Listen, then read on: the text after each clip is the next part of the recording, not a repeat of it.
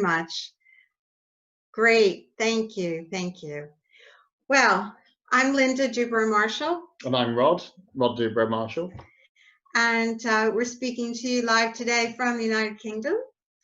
And in the UK, we started the first program on the psychology of coercive control, which is a master's program at the University of Salford in Greater Manchester. Absolutely. That's our third year now of running it. We're now running it online. And we also represent Return UK, which is our private practice that helps people who have been harmed and affected by abusive groups and relationships. And that's fine. Mm-hmm. Then we need to see. We're just getting used to the technology here. Yeah, but just to answer the question, we're in a small box because you should be able to see the slides. Correct. If you can't see the slides, let us know, but we're sharing the screen, so you should be able to see the slides and then us in a small box. Yeah, let us know if you can see the screen. So you just that's it. So Return UK, Return stands for the Reentry Therapy Information and Referral Network. And you can see the screen. That's great. Thank you very much. And we started Return in the US, and I've been running it in the UK for 16 years. That's right. And a special shout out to Robbie Eisenberg, who's in the audience and who started Return in the US. Thank you, Robbie. We couldn't have done it without you. And of course, we're also representing ICSA today, and you're on the board. That's right. And you chair the mental health network. Do, and you chair the research network. So there you go. So today's topic, which is very timely, is self-care and resilience. This is something we've been working on for a long time. And it seems particularly timely since there's such a challenge to our self-care and resilience at this time. So it's with consideration of issues for recovery from cults and other abusive groups during a time of crisis. And we've designed this so that it has relevance to former members, families, and professionals, so everyone. So we're going to go to our next slide now. To the right. Sometimes it does this on the first slide. Okay.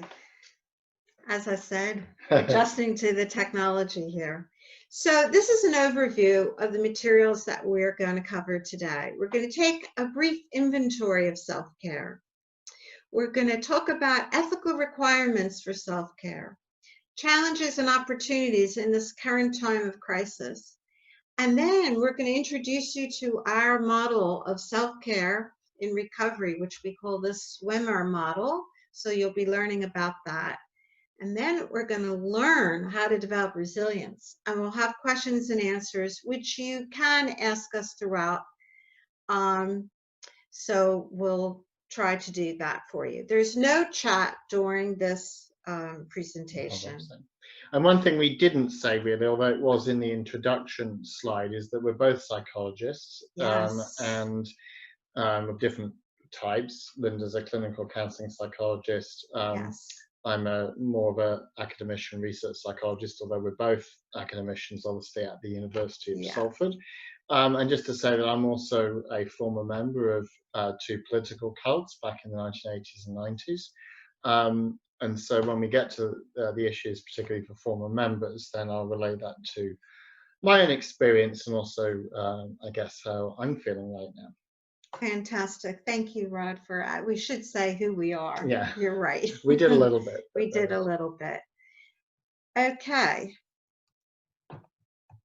What's your magic trick here? I'm getting Press stuck. the mouse. Okay. The mouse seems to work. So we made up an inventory of self-care, and we're not going to ask you all of the items today, just a few. So this is for you to think about or make a note of on a piece of paper if you're taking any notes in the old-fashioned way on paper.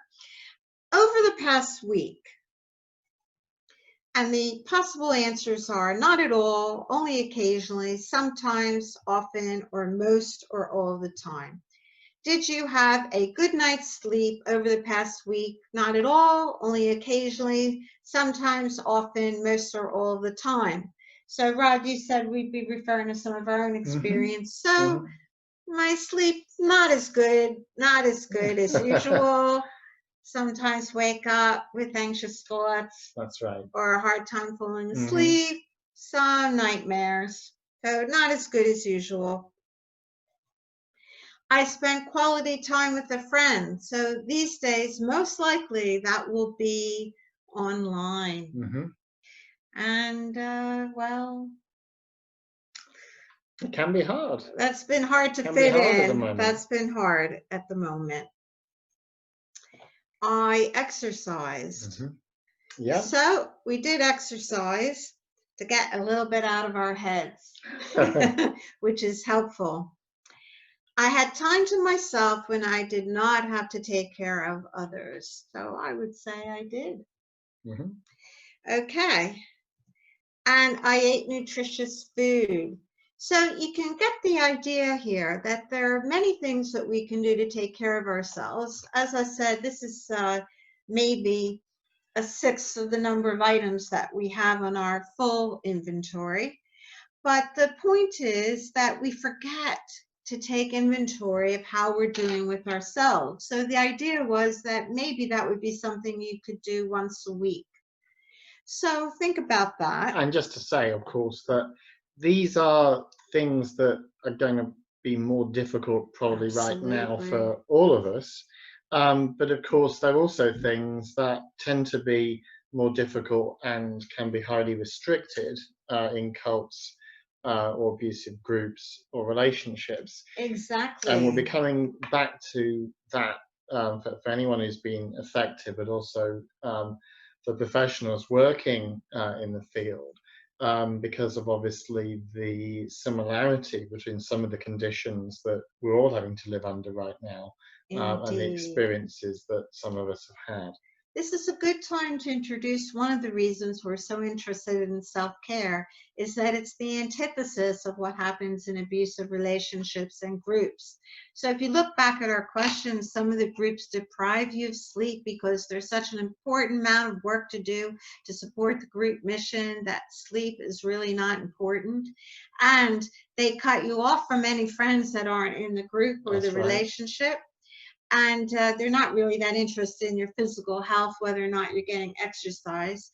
And they might not give you any time to yourself and no private time. And always taking care of the group or other people. Yes, and not helping you to eat well either. Some of the groups are really horrible in that regard. So we wanted to let you know that for mental health professionals, there are ethical requirements for self-care. It's not even an option, is it? No, it's something that we are required to do. So coming from the UK, we're going to cite the British guidelines, but they're the same in America. The American Psychological Association has very similar guidelines. So in the practice guidelines, it says, it is important that psychologists from all disciplines look after their own well-being.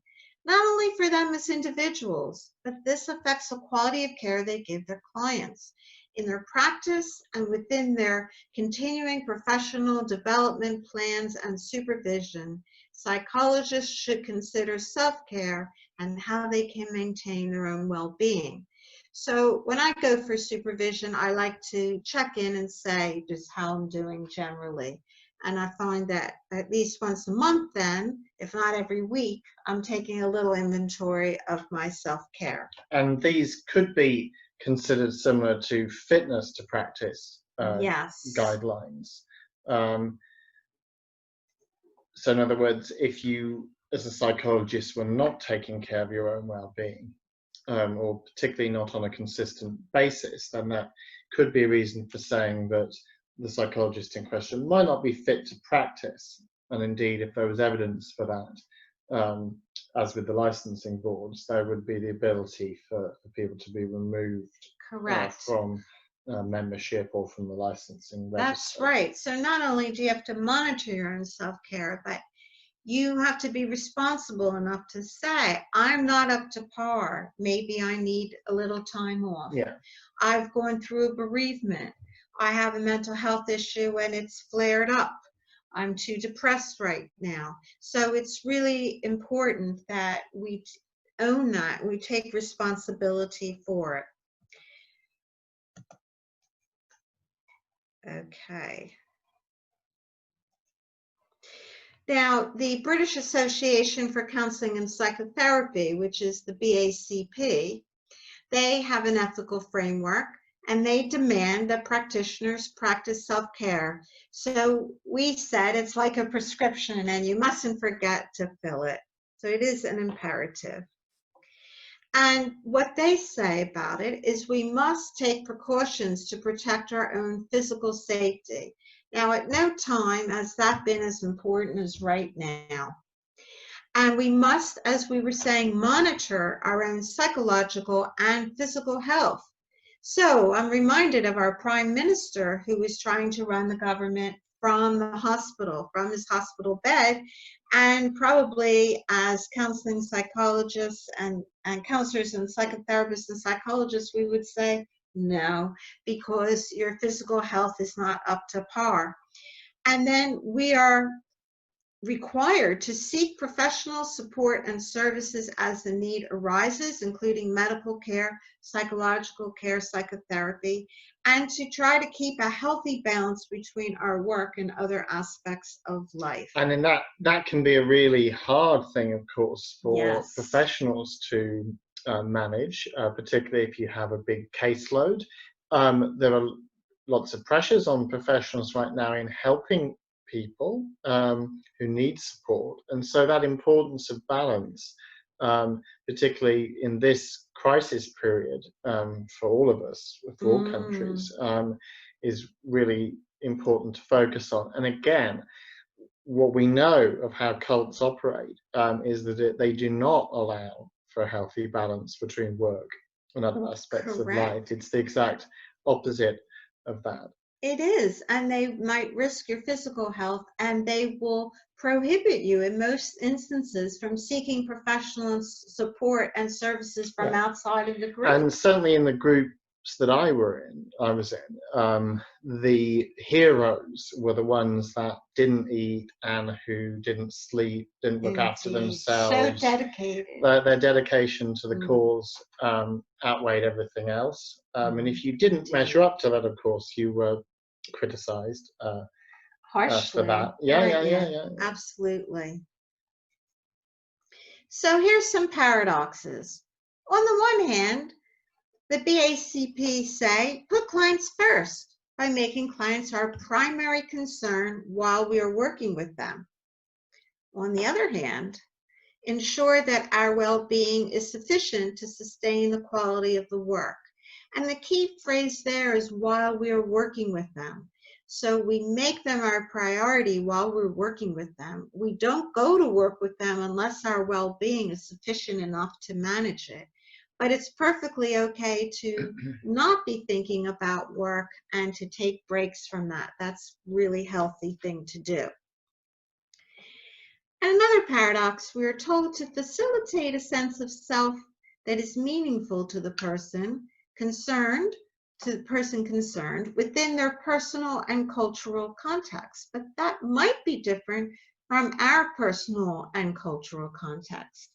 So we like that picture. The blue button is true when the red button is true. That's a paradox. Which is another way of describing intersubjectivity, really. How do we reflect on the extent to which there's that commonality of understanding between ourselves and our clients? Indeed. I read it wrong. It's the red button is false. Not true.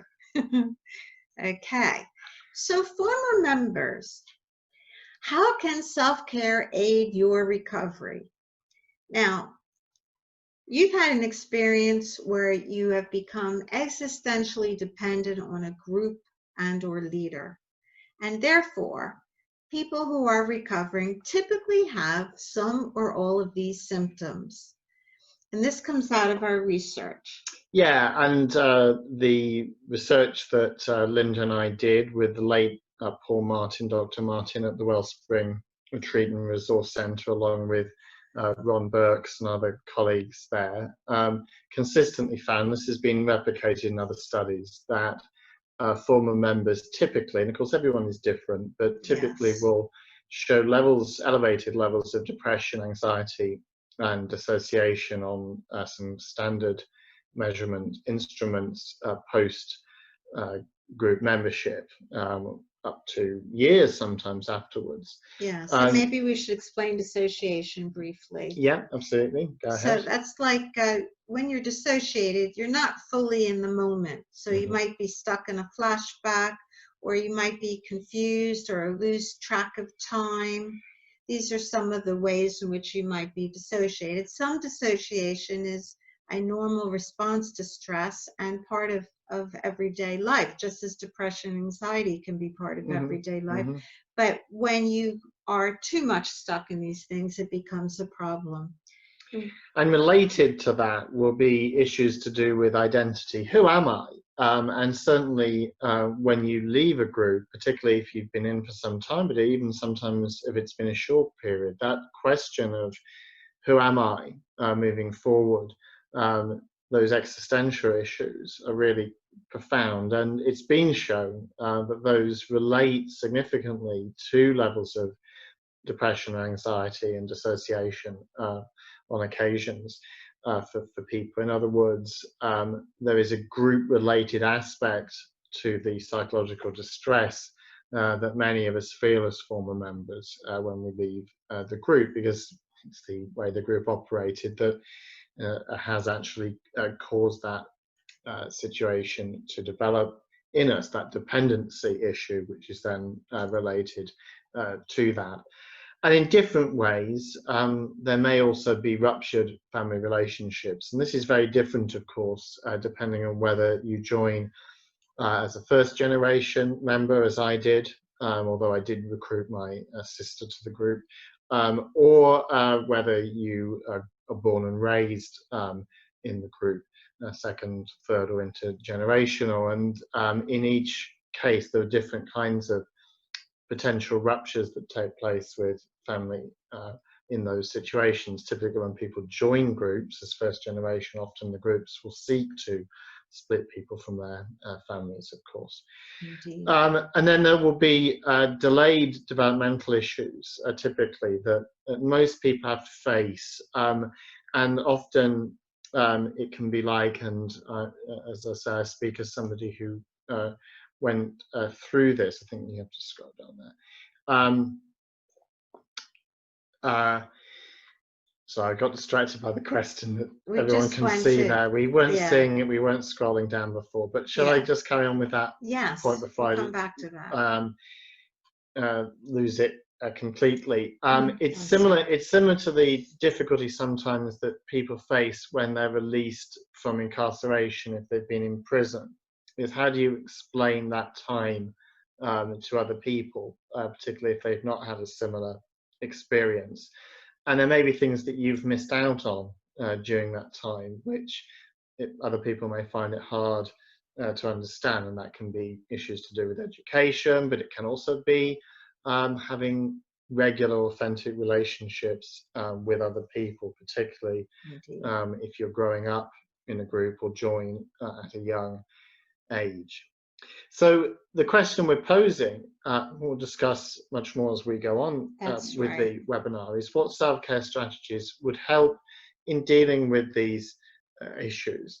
And we can come back to the question about the mental health network, of course, but shall we come back to that? We'll come back to that question later. Yeah. But one of the reasons for this list of common psychological consequences is so that you can come back to that, because it's being recorded and you can look at this again and you can see you're going to need self-care around depression, around anxiety, around each one of these things. So there's not going to be one answer for everybody, but we are going to be giving a lot of strategies, but these are all important areas for recovery. So what are some of the challenges and opportunities for recovery during a time of crisis. And we've divided these up by cognitive, and then the next slide will be on emotional issues. So we find that the government and all the governments that we've been reading about give out mixed messages, so it's hard to know what to believe. And the information is constantly changing day by day, sometimes minute by minute, and it's difficult to know who to trust. And we haven't lived through anything like this unless we're like 100 years old. And so we don't have any previous experience to call upon. So this may trigger flashbacks to other times when you received mixed messages, didn't know what to believe. The information and even the directions of what you were supposed to be doing were constantly changing. The bar kept rising higher and higher on the expectations on you, where you weren't sure who to trust, and where you were having experiences that you'd never had before and didn't know how to manage. And so this leads to what's referred to in psychology as an affect bridge, where the way you feel, and this is often an emotional response, which comes up on the next slide as well, but we liken this in a cognitive sense to the way one was thinking about things, perhaps, when you were in the group, the hard times.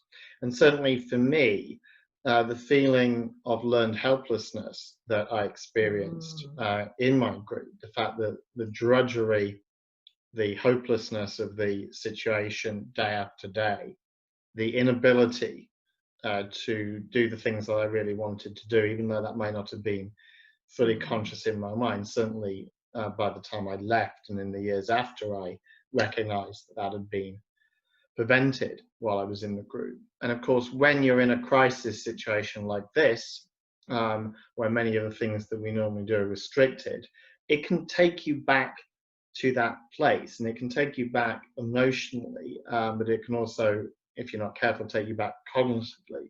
And so there's a real opportunity and important challenge for everyone who's recovered, not just from being in abusive groups or relationships, but from any type of trauma.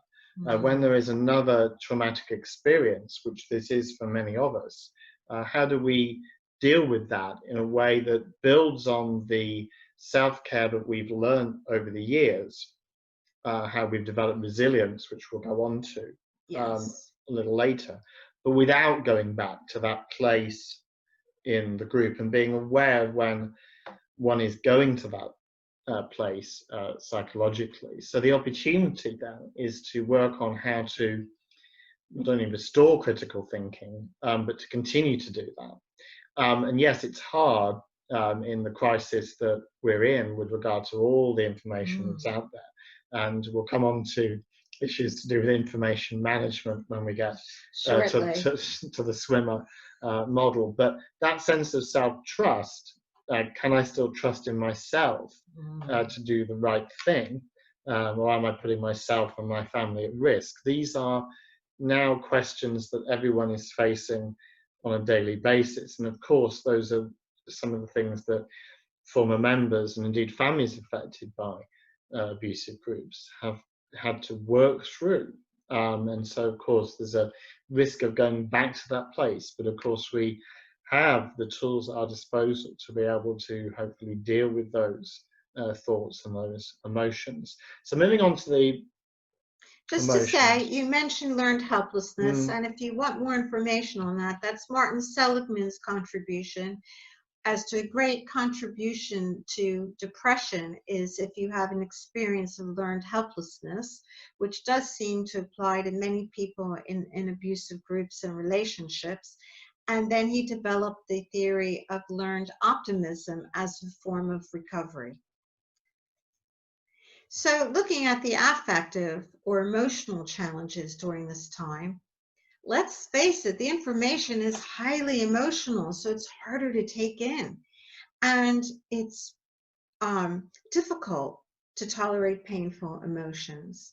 And the training from the abusive experience may be to deny our emotions or minimize them or to feel the need to be in control of them. So again, we may have flashbacks or the affect bridge to hard times in the cult. But the opportunity is that a recovery task is to work on accepting a full range of emotions. And right now, fear and anxiety are the normal response to what is happening in the world. And I mean, a lot of fear and a lot of anxiety is normal. And knowing when enough is too much, of course, is the critical issue there, because there's always a tipping point in that sense. There is. So we also wanted to consider families. How can a self-care model facilitate recovery for families? Families may neglect themselves while trying to put all their energy, their emotions, finances, and spiritual resources in trying to rescue a family member. And they may neglect other children in the family, including adult children. And just to add, this is particularly describing a situation where there's a first generation member and a family will look for help, and that's the work that we and lots of other people do. And families can have depression, anxiety, post-traumatic stress, grieving and loss, and obsessive compulsive disorders. They can become obsessed with what's happening with their family member. So how to achieve a sense of balance? So we love the airplane metaphor, where counterintuitively, you're to put your own oxygen mask on before you put it on your child, and that's just a great metaphor. You must take care of yourself in order to be able to help take care of others as well. So here's some research from John Norcross, who's a psychologist, and Barnett, about what the evidence was, what worked for psychologists. And these were the things: valuing your own personhood, refocusing on the reward. So that means you're feeling maybe burnt out and you remember why you were attracted to this work to begin with. Recognizing the hazards, doing risk assessments, taking care of your body, making sure you have nurturing relationships. Those boundaries that we set in the work that we do protect ourselves and clients. So those are really important. Those are the first 6. And the next 6 are restructuring cognition. So maybe we're developing some irrational thoughts and beliefs, and we challenge those. And we have healthy escapes, which right now we're all trying to figure out how to take a break from work while we're at home. And creating an environment which nurtures us and allows us to flourish. Undergoing our own personal therapy. Cultivating a sense of spirituality and mission and purpose, and taking care of our existential needs. And using creativity to foster our own growth. So those are 12 evidence-based self-care strategies for psychologists that anyone can benefit from. So moving on to our own thoughts, we've written a chapter in this wonderful book called Recovery, A Clinician's Guide to Working with Former Members and Families, which was published recently in 2017. Pretty recently, by ICSA, International Cultic Studies Association. And we wrote chapter 10, which is the role of self-care in cult recovery, issues for practitioners, members, and former members of cultic groups and their families. So today we share with you the SWIMMER model. So SWIMMER stands for self-care with information management, moderation, empathy, and resources. So some of those are maybe not ones that are commonly used when people talk about self-care. So we start with the S, self-care. So here we have to take care of yourself. So here were some research-based strategies for better balance. And the first one was practice mindfulness, but we put in a caveat, not if it triggers you. So not if your group had you in prolonged states of trance, and instead just do some sort of relaxation.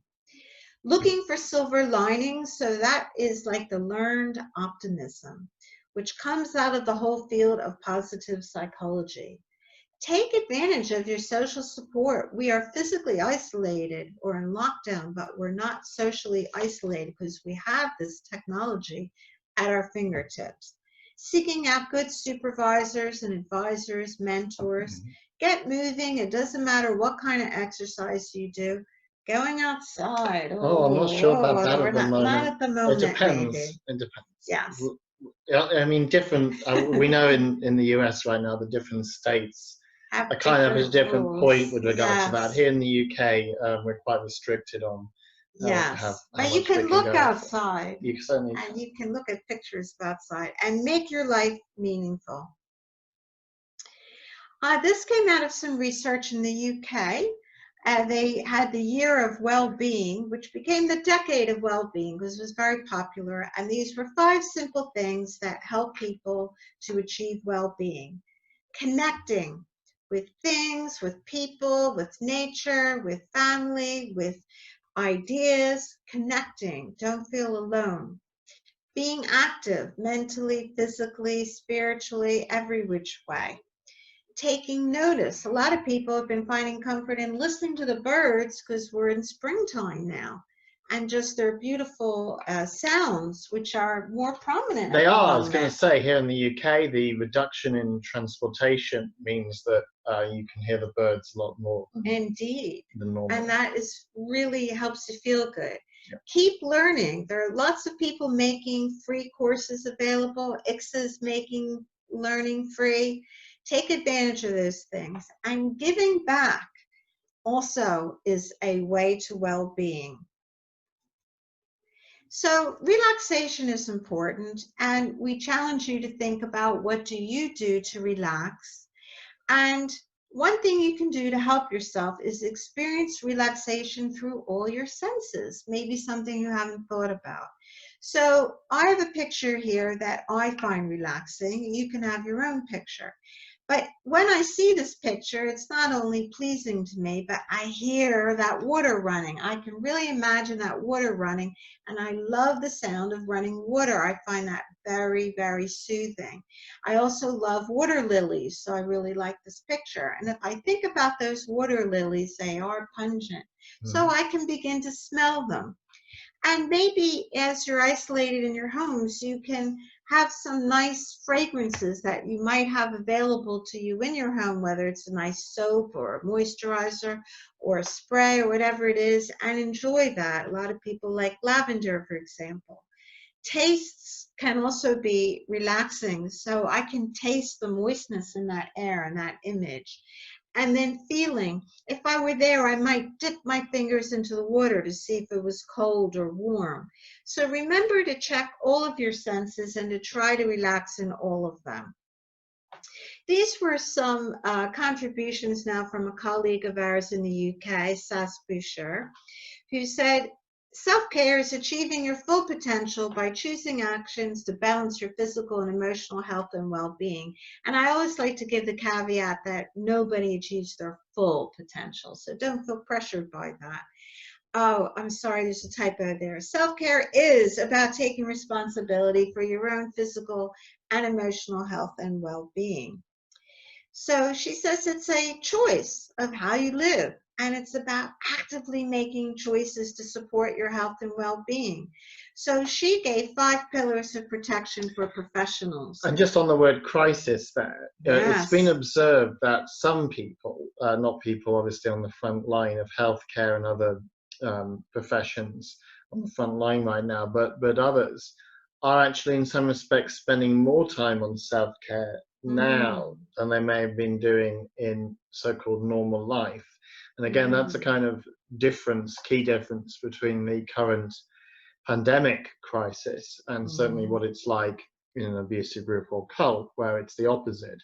So different situations bring up different issues, but for some people, they are focusing more on their self-care because they have that one quality of extra time in which to potentially do that. So it is a choice in the sense that it can be a forced choice, of course, but that's where, if one can make that choice normally, if the time is available, that allows you to put in place these pillars of protection. Yes, which were awareness, supervision, because most mental health professionals find supervision to be the most important part of their self-care. Support from peers. If you're going through a trauma like we all are, doing things that are trauma-informed, and self-care itself. So another suggestion from SAS is to think about a particularly poignant memory or time in your life when self-care became a priority for you. So if you've exited an abusive relationship or a group, that is probably your really important memory. What it was that made you stand up for yourself and think, I'm not taking this anymore. And for everyone, we can take small steps towards self-care, a quick cup of coffee, or smelling the roses. Not so easy right now. Maybe. Or listening to the birds to get that. Yes. So here's some suggestions for families, but they can relate to anybody. Reflections that may aid in your self-care and lead to an increased sense of well-being. So one way of looking at the experience is you've experienced a difficulty. So be open that you've had a difficult time and that this has caused a great deal of suffering or pain. So first, be open to yourself, be self-aware, be honest with yourself. Say, you know what, this is really hard. And then think about, to whom is it safe to share? Not everybody. It's people that you do trust, perhaps people who are going through something similar, people who have demonstrated to you that if you tell them your innermost feelings, they're not going to mock you, they're not going to judge you, they're going to be there and listen. And then think, what are you proud of? What have you done during your time of difficulty or in response to it that perhaps you are really proud of? It's an opportunity to feel stronger, isn't there? Yeah, and to think about how you grew during that experience, as well as the difficulties that it had. Yes. People grow through that experience. It's often referred to sometimes as post-traumatic growth. That's right. That comes up. Yeah. There it is. A great segue to the next slide. Have you grown? How have you grown? And we're going to give you some hints. Perhaps you have a new perspective on life. Perhaps you become more compassionate, because people get compassion from their suffering. Perhaps you're more grateful for little things, more sensitive. Perhaps you've learned to be more patient, tolerant, and open-minded. Those are just a couple suggestions, but it's a wide open slate there. And this is again like the inventory from earlier. It's something that people can note down. And we both are great proponents of journals, yes. Self-reflection, and this can be another way to just note down the things that one has learned, the things that demonstrate growth in that sense. Exactly. And then think about your relationships. Has the difficulty positively affected any of your relationships? Did it strengthen any of them?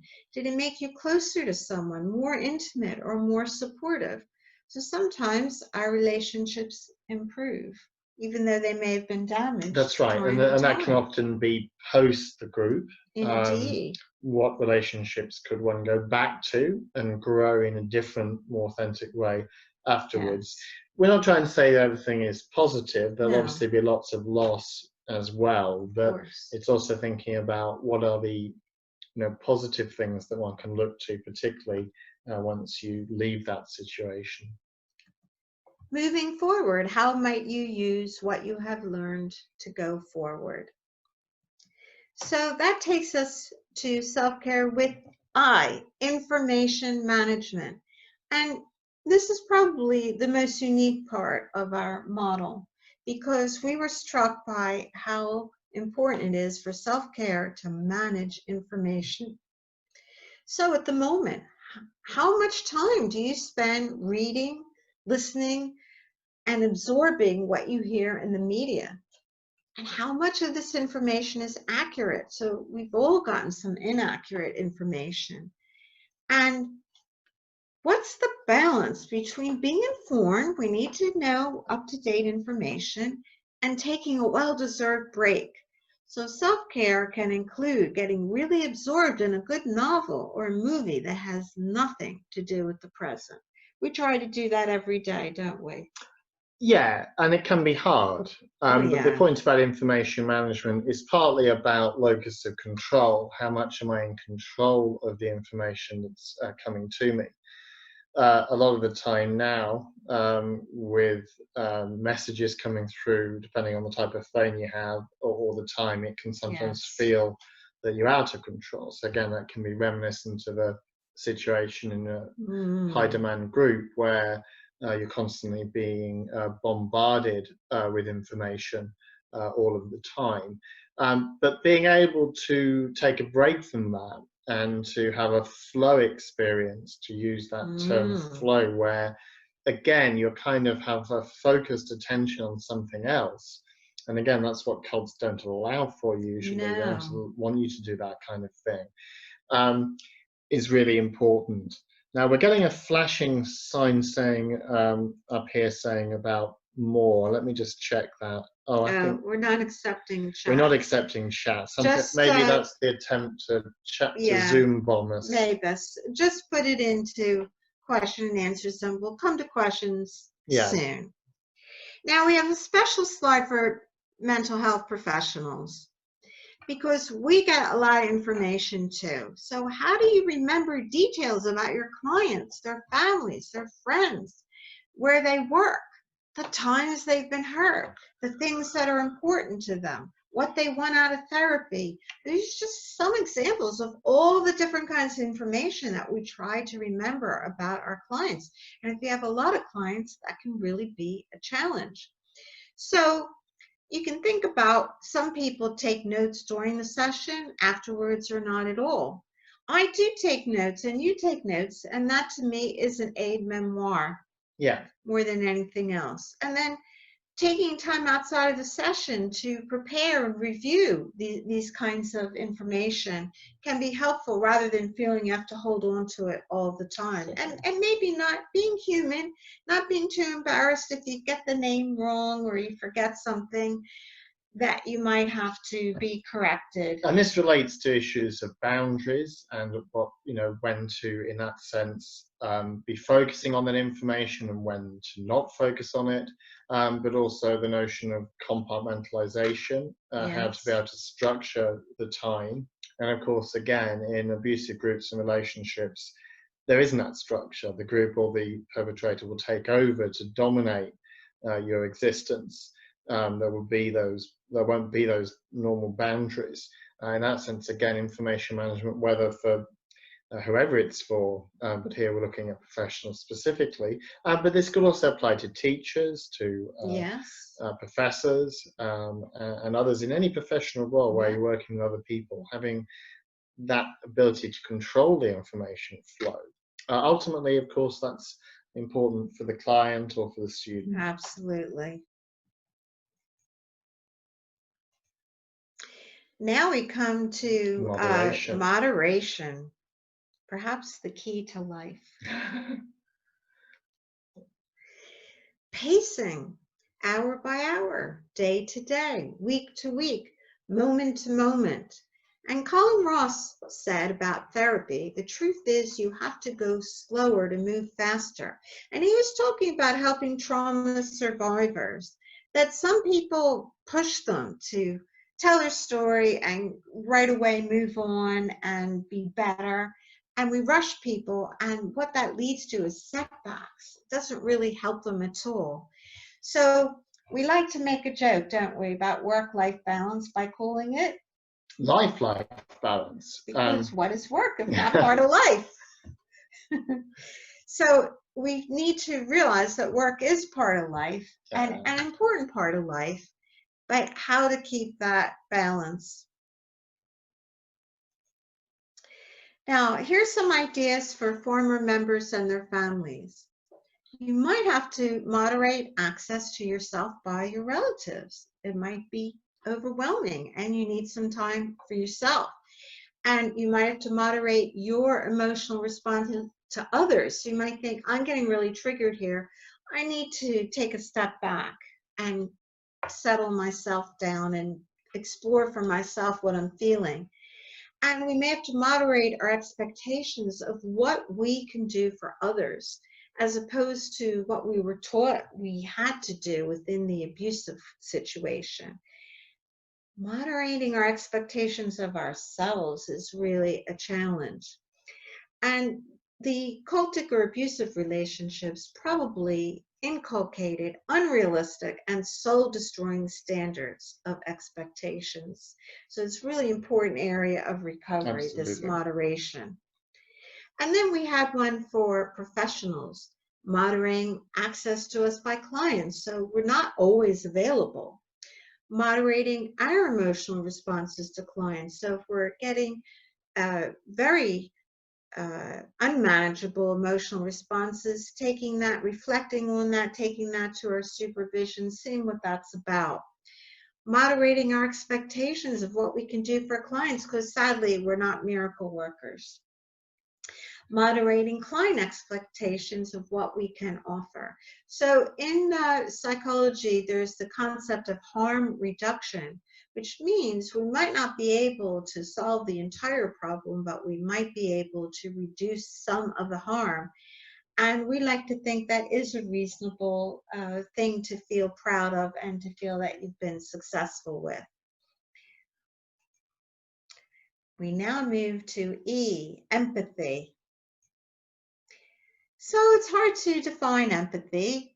Here's one example, finding echoes of another person in yourself. It's gentle, we felt, and it's mutually respectful, and it's careful. And it's a sharing of thoughts, feelings, caring, concern, and many people talk about therapy as a holding environment or a container. So the person knows I can come talk about this really painful stuff, and I can leave some of that with you and in the room, and I can leave and take a break, and I know I'll come back and talk about it again. So it involves, again, balance, some good boundaries.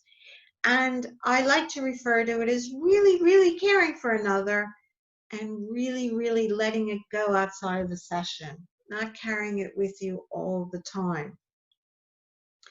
Why? It's a puzzle. Why is it sometimes harder to have empathy toward ourselves and other people? We cannot take care of others without taking care of ourselves. And this means sometimes we have to put ourselves first.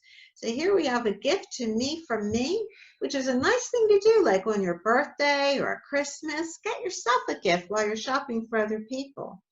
And when you have trouble having empathy toward yourself, imagine that this story, this angst, is from someone else. How would you feel? Would you judge someone else so harshly? Most of the time, not. So that's a strategy you can use. And that takes us up to resources. So ICSA has many resources, and here are some of the ones that they advertise if you go on their site for resources. And ask yourself, are you trying to do it all by yourself? Are you able to delegate tasks? So for professionals, do you accept all referrals or do you refer on to others? Are you taking advantage of supervision and really opening up about the difficult stuff? Can you let others take care of you sometimes? Can you have some pampering time and let other people in?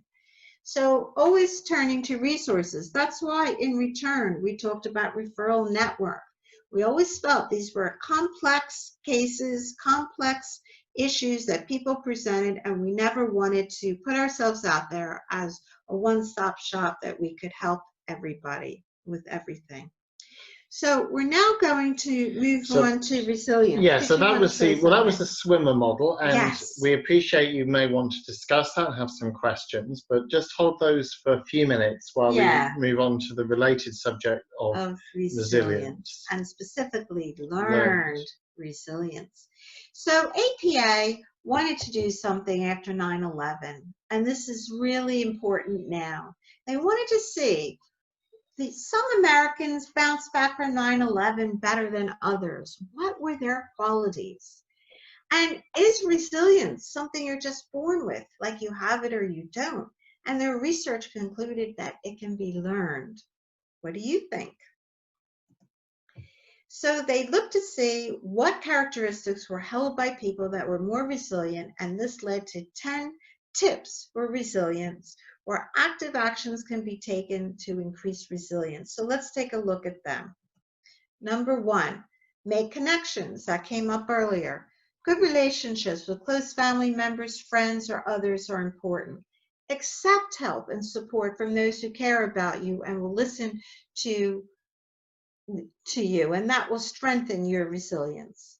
Or be active in groups, healthy groups. Some faith-based groups are doing everything online now. So there's going to be online Easter services and online seders coming up. That's right. And again, assisting others in their time of need can benefit the helper. And that's a way of connection as well. So you can think about this. What can you do to stay connected with family, friends, and others, especially during a time of social distancing and advice to stay at home? And just reflect on yourself. When you do accept support from others, do you feel strong or weak? And if you feel weak, think about, where did that idea come from? Because actually it strengthens you. So you can do some cognitive behavioral reframe on that. Are there any groups that you can stay active in during this time of only being able to do that remotely? And we're not paid by WhatsApp, but that is one way you can easily form a group and stay in touch. And what can you do to help others? Tip number 2. This is, again, is really about how to think about things through the frame of learned optimism, Yes. rather than seeing a crisis as insurmountable, recognizing that it's very difficult. And that's actually where, when I look back on other stressful times in my life, that's where you can think about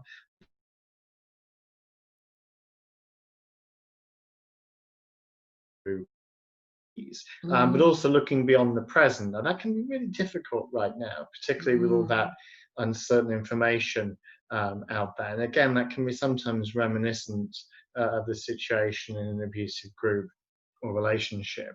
But the important thing is to note any of the subtle ways in which you might already be feeling somewhat better as you deal. And so if you think about everything that one's having to deal with in the days and weeks ahead, it can be obviously overwhelming. But step by step, recognizing, yeah, I got through that. And that's where you start to see that the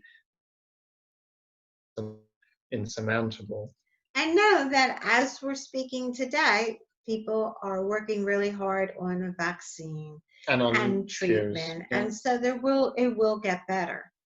So here we can consider the serenity prayer, the serenity to accept the things you cannot change, the courage to change the things you can, and the wisdom to know the difference. So if you really reflect on that, then you won't waste your energy trying to change things that you cannot change, and you'll put that energy into the things where you can be effective. So think about if you've taken any steps which make you feel confident because you are dealing with this difficult and stressful situation. Look at the adaptations that you will have made and be proud of those. Tip number 3, accept that change is part of living. Everything is always changing. Things do not stay the same, and certain goals may no longer be attainable. Accepting circumstances that cannot be changed can help you focus on the circumstances that you can alter. So have you altered any of your behaviors, thoughts, and or feelings since the coronavirus struck? Tip number 4. So it's about developing realistic goals and having things that might be small accomplishments, which links back to the issue about not trying to do everything at once. Taking steps forward. Again, it also relates to notions of pacing, actually sometimes going slower in order to make more progress, the opposite often of how cults behave, where there's the big rush to try and achieve world peace or revolution or the coming of the new Messiah, but actually more mundane things are actually often much more important in terms of dealing with situations, particularly like today.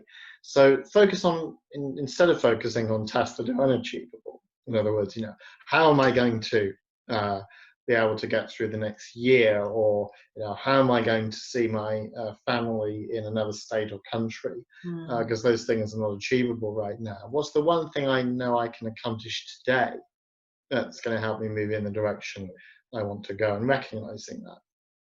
Thank you. So think about if you have a daily goal to reach out to someone, or a daily goal for exercise, or one thing that you can do, as you were just saying. Tip number 5, take decisive actions. Be the manager of your own self-care. Take control. Act on adverse situations as much as you can.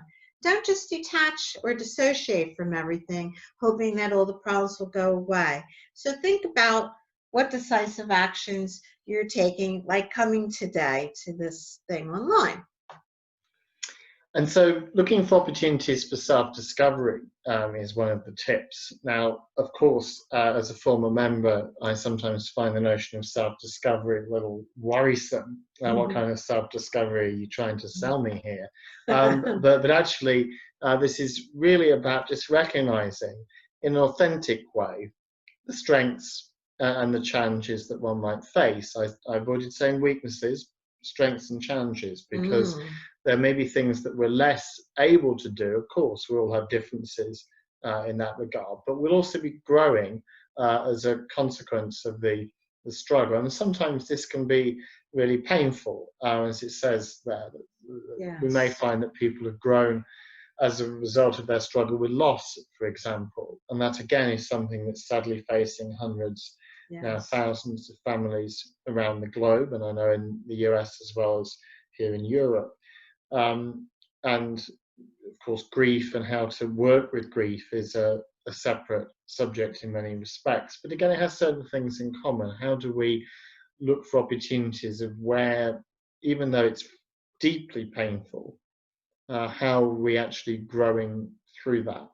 How are we emerging, even though we feel hugely vulnerable, how may our sense of self-worth nevertheless be growing? And that may not feel very important right now, particularly for people who are grieving now for loved ones who they've lost.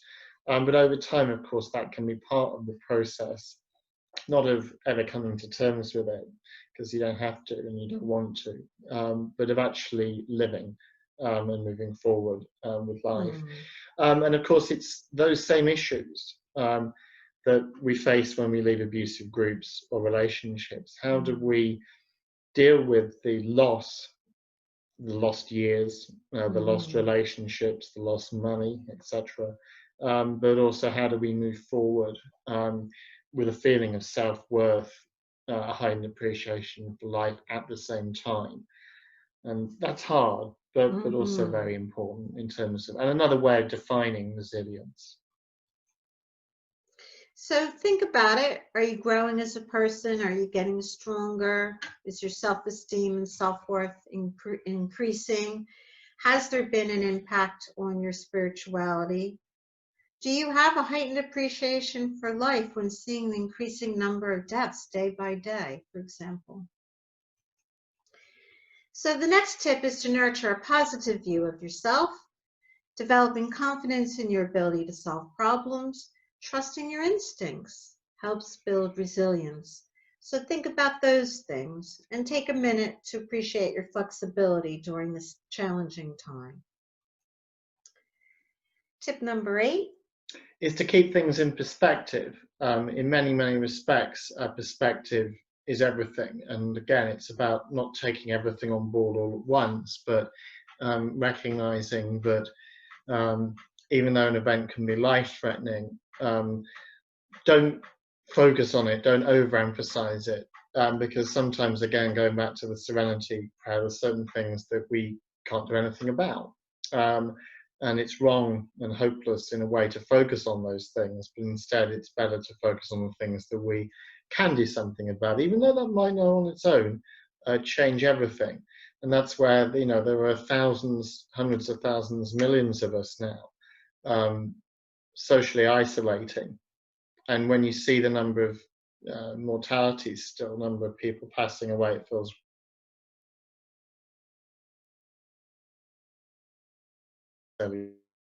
yet, and that's again where we need to reframe it and keep that in perspective, which can be really hard as well.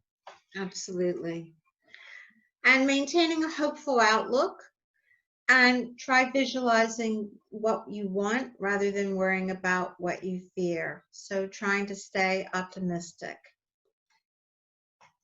And the last one is that self-care, paying attention to your needs and feelings, doing activities that are relaxing, exercising regularly, taking care of yourself and your body. So think about how you're taking care of yourself during a time of social distancing. So we should probably... And with regard to these points about resilience, even though there is some evidence that some people are more resilient than others, we really do believe that this is something that can grow and develop, that we all have the capacity for resilience. In fact, we're all resilient. The fact that if we've grown up into adults, we're resilient. And so it's important to reflect on how we've been resilient in different ways, and also how we're being resilient now. And one final thought before we move to questions is that some resilience tips that we found at work is to, again, write down and reflect about the things that have troubled us the most, the deepest thoughts and feelings we might have related to trauma or stressful events. This can, of course, be part of a recovery process that some of us may have been through. And that's, for some people, again, where meditation and spiritual practices can help. We realize that's not for everyone, and again, depending on one's experience in an abusive group, may not be what is helpful. But that's where we're always really interested to hear about the things that work for you, because we really just like to share the tips that we've picked up along the way from talking with people. And therefore, you know, we put down there, listening to good music takes you away from obsessive thoughts, because it can be that flow experience, that focused attention on something else, which can be a real antidote in the short term. If there are words to the good music, sing along, because that's really helpful.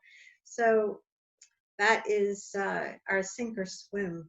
So we're going to go to questions now. Yeah, if we go up to the top and then should we go to the Q&A? Yeah. Okay. And so, do people have the ability to talk as well, or is it just? Yes, they do. They can turn on their mics. Okay, so it's up to you whether you want to use the typed questions, and we can certainly address those questions. But if you want to put on your microphone and speak, then that would be great. Can do that. So we have 3 questions here from one participant, and thank you very much for those. So as chair of the Mental Health Network, that means I kind of oversee the mental health professionals. So one thing that I do for that is at the annual conference, which very sadly has just been postponed this year until a year from now in Montreal, there's a day of programs and presentations for mental health professionals, and I oversee that day. And then we're always looking for other ways in which we can network and help support each other. And then papers and literature on psychopathologies. I mean, there's been some really excellent research done by different researchers over the years, looking at the forms of psychological distress that come out of cults when people leave, and looking at that psychological distress. We actually did a chapter in the Encyclopedia of Mental Health in 2015. So sorry to plug our own chapter here, but it's in an encyclopedia, so we don't get any money or anything for it. But that chapter in the encyclopedia on cults and mental health was really a summary of all the research that had been done up to around 2014, looking at different forms of psychological distress that have been recorded by researchers across the world.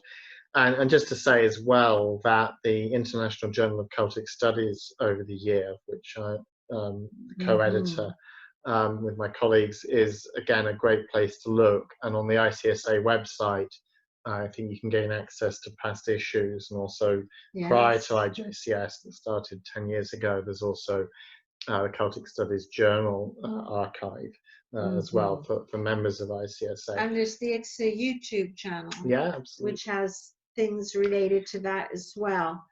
But if you want to email us, if you're interested, we can also provide you with more specific references if you were looking for things that are more up to date on that question. So our email addresses, I think, are on the ICSA website. If they're not, if you Google us at if you Google us at the University of Salford, you can get our emails. You'll find us as well. So I don't think there are any other questions. No, the other things were like that. Where they that's fine. So we have that. So if you don't have any other questions, if you have any tips for self-care you'd like to share. All right. Where do we find your email? I mean, we could type it in. Yeah. All right. Okay.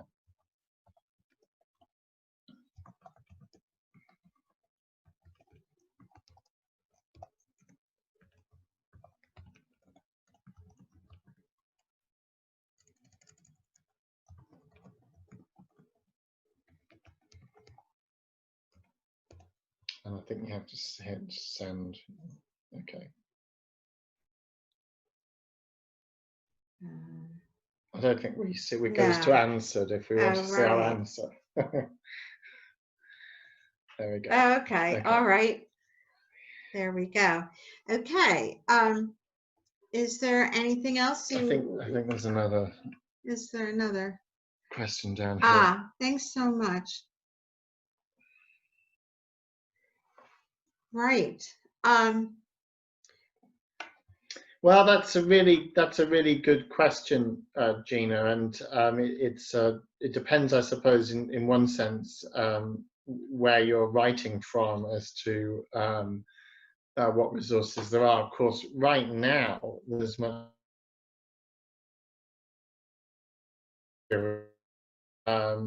And as well as the information that's on the ICSA website, we're also in the process of early stages of redesigning our master's program on coercive control at Salford to be something that could potentially be delivered online. And we've been thinking about that already because people have contacted us from particularly North America, but from other places, and they aren't able to come be with us for the year in Manchester, England. But so the opportunity to potentially put that online, again, you could say is a silver lining of the current situation.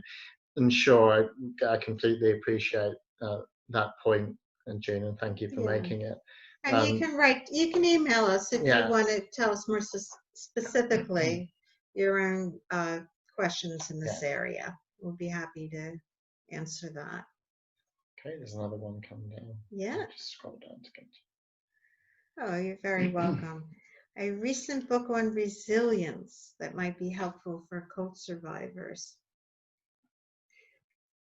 Well, you still take back your life. I still like that book. It's not a recent book, but I always really liked the book Take Back Your Life. Again, if you go on the ICSA website, both in the journal, people have been writing about resilience. So the book that ICSA put out was on recovery in general, which actually our chapter probably got more into that than other things, but there are other aspects of that. But I can't give you a specific book, but I would say Take Back Your Life. I would say the Learned Optimism book by Martin Seligman. And then there's the work on grit. Yes, which is coming out of the U.S. Yes, Angela Duckworth at the University of Pennsylvania has written extensively about grit, which we didn't talk about grit, but it's a similar concept. That's GRIT, if you're wondering. Yeah, as in grits, in fact. As in grits, yeah. If you're coming in here from the southern states, you'll appreciate that. Yes. And so I certainly think the work that Angela Duckworth has done around grit is really a valuable contribution. Yeah, that's really interesting. We'll come back to you if we can think of other specific texts, recent texts on resilience. And then Debbie makes a point about having animals, they keep me in a routine. Yes, wonderful. Absolutely. And of course, animals pick up on our emotions, don't they? I mean, it's not in the same way as we do as humans, but they can No. detect when things are not quite right, but also they have their own way of being able to move things along, like you say. So that can be really helpful. And I would like to say that it's been noted to me that this is the happiest the cats have ever been, because they're getting all that attention from people. Although sometimes being at cats home. don't always like that much attention, do they? True, So it's again a bit but of bit of a balance. Maybe dogs are even happier. Now we have a great question here about mental health in DSM. So the question is, how come, we'll type in the name for Angela Duckworth. It's a woman, actually, who's done the work on grit. She's at the University of Pennsylvania, and she does a column in the Philadelphia Inquirer. Anyway, the question was, how come cult's impact on mental health has so little space in DSM?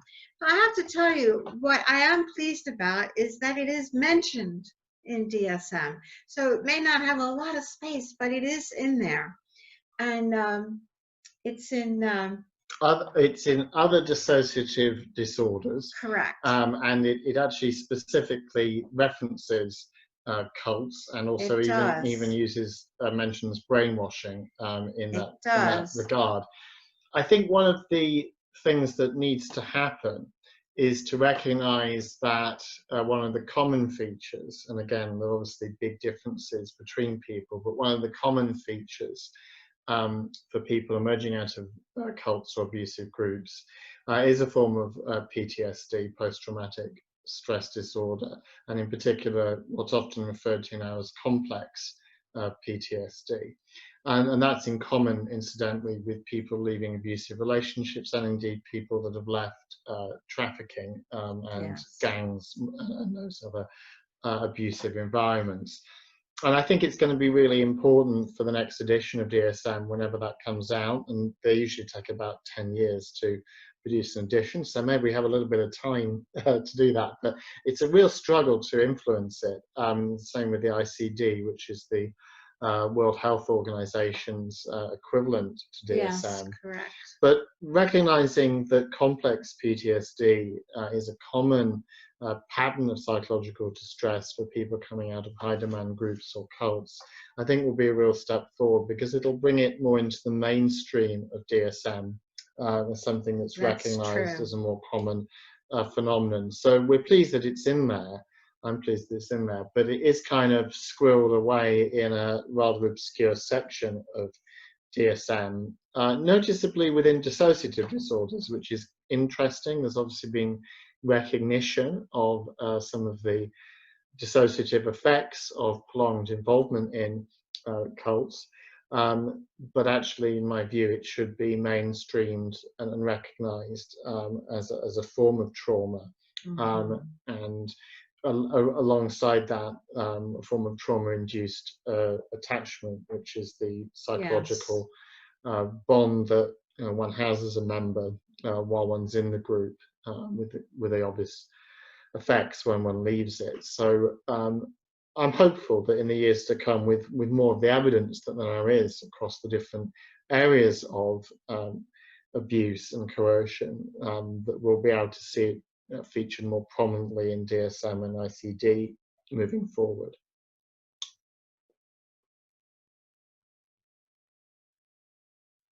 Thank you for your questions. Yeah, thank you. We're happy to take more. Well, we're happy to take more. We're happy to come to a conclusion.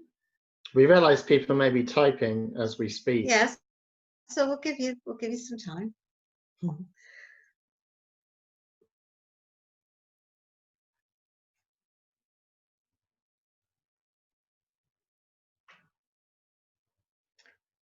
Well, maybe we've come to the. Oh, I think no, I think that was somebody. Oh no, maybe there is another question. There is. Oh, okay. Holidays being difficult compound things. Yes, they do. It's very strange. Holidays It's a really strange time to be having a funeral. She didn't die of COVID-19. It was just before the lockdown, actually. Yeah, it was. But here, you're limited to like 2 people, and they're recording cremations and things. There There's are different things different going parts of the UK where you can't hold a funeral at all. Yes. Oh, we're really sorry to hear really that, Maria. sorry. Yes, it's a very difficult time. Our condolences. Indeed.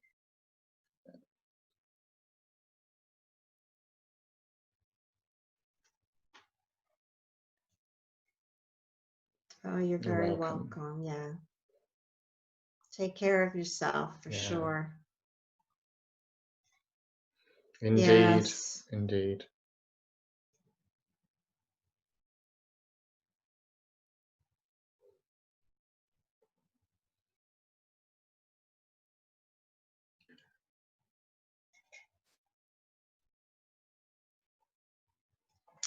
Okay, so we've got a comment here that gaps in your friendships. No friends after leaving the cult.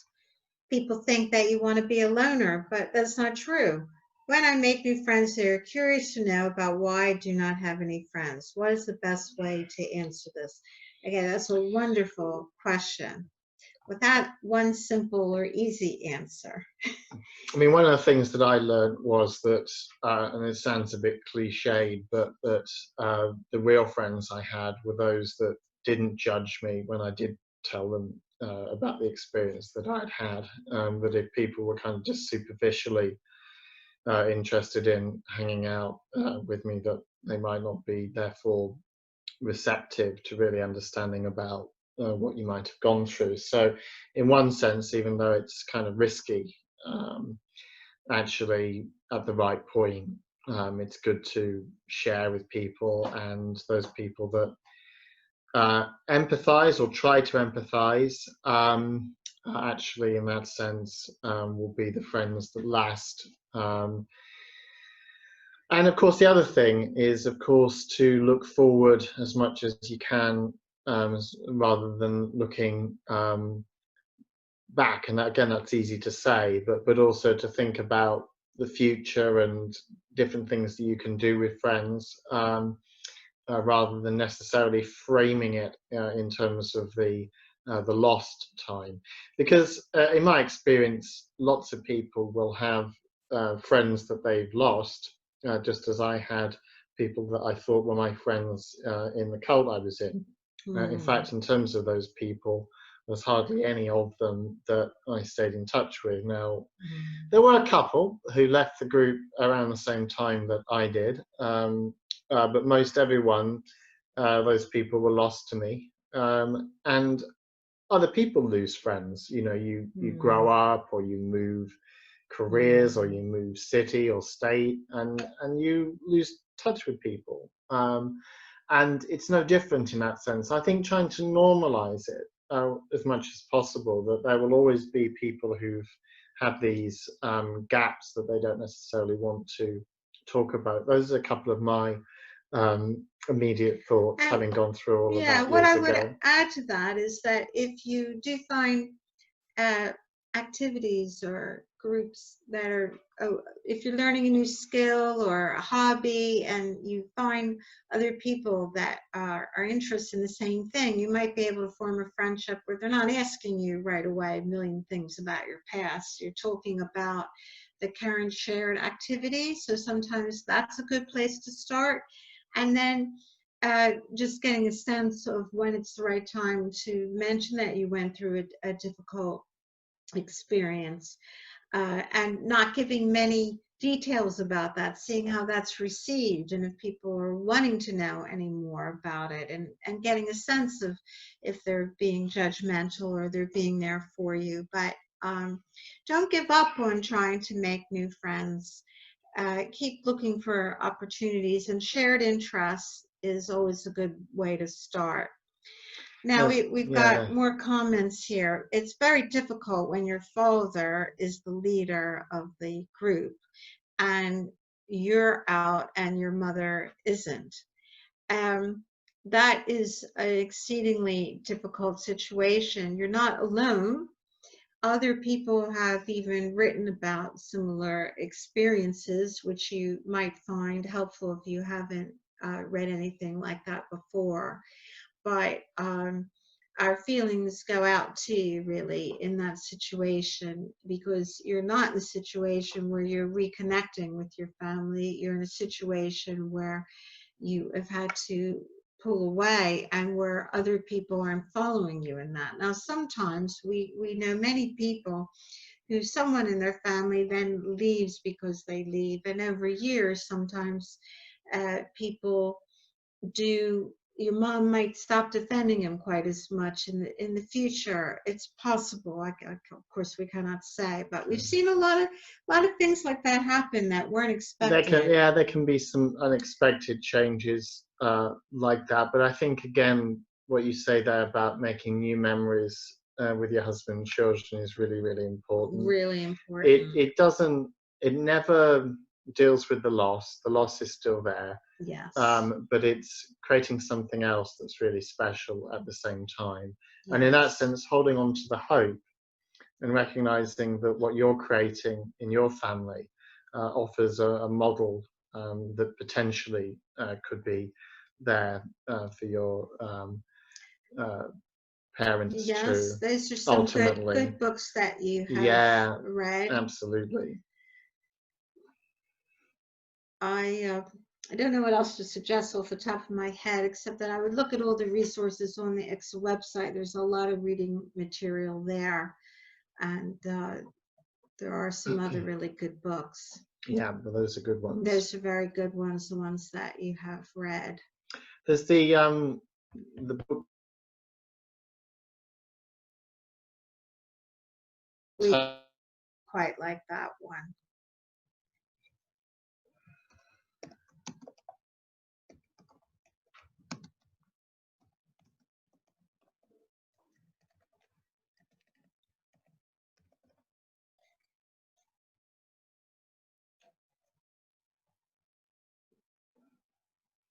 Okay, so we have a comment about your frustration of the lack of information that's out there on the harm caused by cults.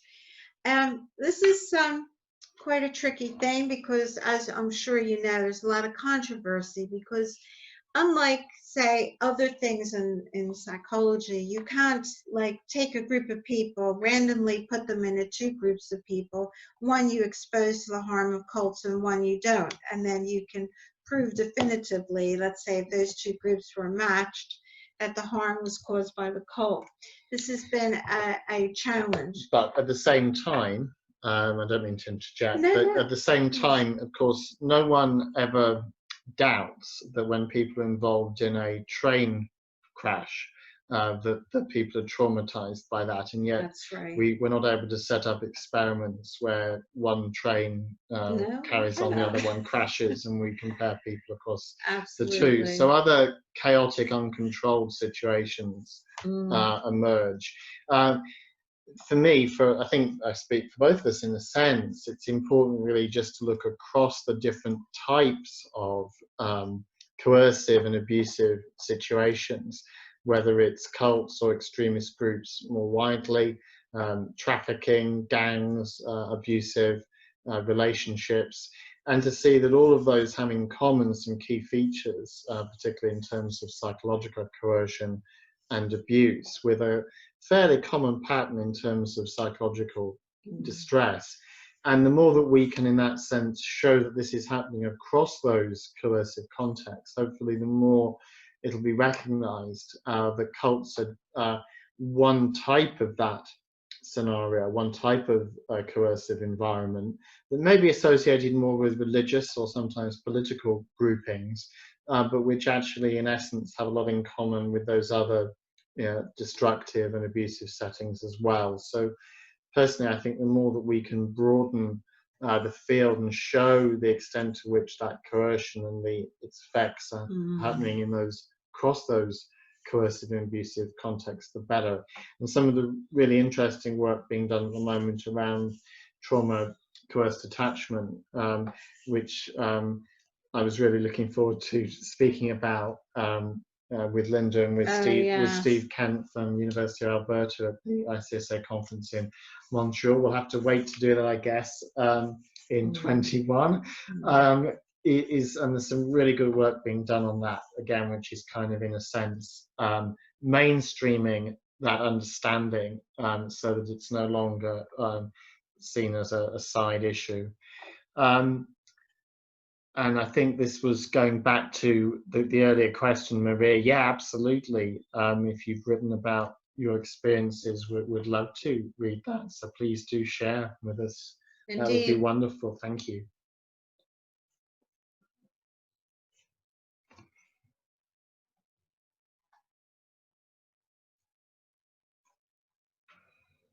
Good.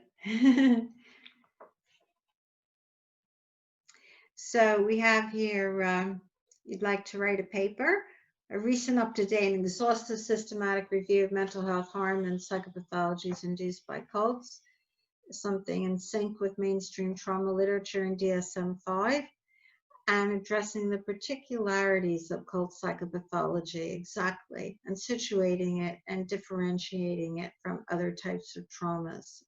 Exactly right. A good description of what OSDD number 4 is. Do you want to remind us or clarify what that is? Just to remind us, I think I kind of have an idea of what that is. And something that's all in one place. But also that description of PTSD and complex PTSD, just to say that one of the things that we focus on the master's program on coercive control at Salford is looking at how PTSD and complex PTSD manifests itself for survivors of cults and extremist groups, as well as also looking at survivors of abusive relationships and people that survive trafficking. So we do specifically look at that, and in fact, in terms of systematic reviews of the literature, that is actually something that some of our students are working on at Salford for their dissertations and for other work that they do. But those are really important goals, and I think we do need more work. So please write that paper soon, or get in touch with us if you want some support in that regard. And we'll be happy to answer the question about OSD number 4, if you can clarify that. Yes. Otherwise specified dissociative maybe disorders. That's what maybe it's other. Yeah, okay, we figured it out. I think that's absolutely right. That I think that there does need to be much more of a delineation between otherwise specified dissociative disorders and other dissociative symptoms and disorders. Absolutely, there needs to be that clarification, and also how that arises specifically and is induced specifically out of abusive situations. And the DP, depersonalization, derealization. We agree with you. There's something quite specific about this kind of pathology, which is something that we've done some research on and been interested in for a long time, and reviewed the literature about that. Frankly, what they do in the other category is put down things that don't meet the other criteria. So what they're doing there is they're acknowledging that it is something different. So again, that's at least something. And thank you for your comment. It's good to have a plan, absolutely. And we really are with you. Definitely. Yeah.